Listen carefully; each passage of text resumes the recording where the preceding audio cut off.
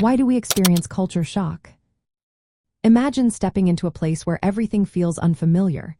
New language, different food, strange social rules. That feeling of being lost in a new environment is what many call culture shock. But why does it happen? It all comes down to how humans are wired to relying on familiar cues to feel safe and comfortable. When we enter a new society with different norms, routines, and ways of communicating, our brain gets overwhelmed.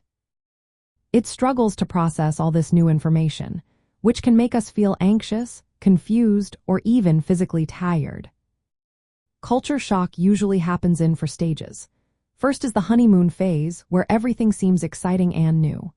Then comes the negotiation phase, where the differences start to feel frustrating and hard to understand. After that, we reach the adjustment phase, where we slowly start to get used to the new norms. Finally, in the adaptation phase, we begin to feel more at home and confident in our new surroundings. People often experience symptoms like feeling exhausted, irritable, or lonely. Some might get headaches, stomach issues, or trouble sleeping. These reactions are normal because adapting to a different culture requires a lot of mental and emotional effort. It involves trying to balance your own cultural identity with the new one you are experiencing.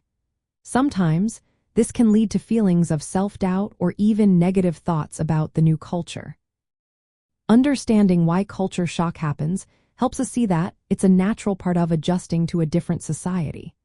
It's not a sign of failure but a sign that your mind is working hard to make sense of unfamiliar surroundings.